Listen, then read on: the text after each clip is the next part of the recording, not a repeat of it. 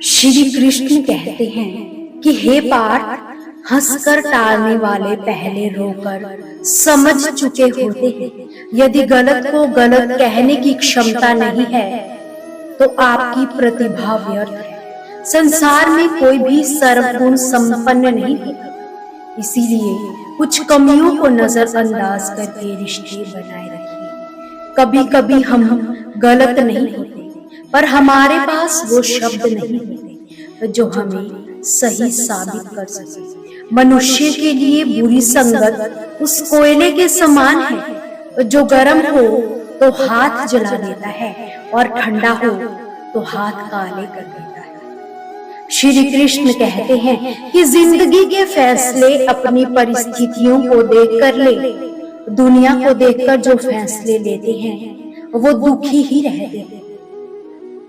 कोई कुछ भी कहे, बस अपने आप को शांत रखो, क्योंकि सूरज की किरणें कितनी भी तेज क्यों ना हो, समुद्र को कभी सुखा नहीं सकता। एक ने शिकायत की कि हे मेरे ईश्वर, बड़ी मुश्किल से मैंने घोंसला बनाया, आपने तूफान भेज दिया और मेरा घर उजड़ गया। ऊपर से आवाज आई, तेरे घोंसले में सांप था तुझे खाने के लिए, इसीलिए तूफान भेजा तुझे बचाने के लिए।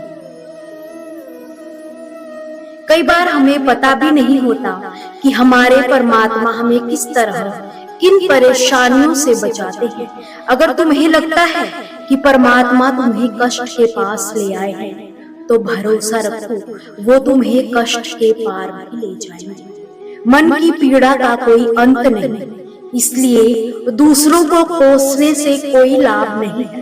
इसका सरल उपाय है कि अपने मन को ईश्वर को समर्पित कर दो। ईश्वर के साथ जुड़ते ही जीवन में खुशियों का, सुकून का, संयम का, सहन शक्ति का, प्रेम का, संतुष्टि का आरंभ हो ही जाता है और हमारा मन पीड़ा से कैसे मुक्त होता है पता भी नहीं चलता। कि पूरी दुनिया जीत सकते हैं संस्कार से और जीता हुआ भी हार सकते हैं अहंकार से। मन के अनुकूल हो तो हरि कृपा और मन के विपरीत हो तो हरि इच्छा। इस तथ्य को धारण कर ले तो जीवन में आनंद ही आनंद है। खुद को इतना सरल मत बनाइए कि हर कोई आपका इस्तेमाल कर ले।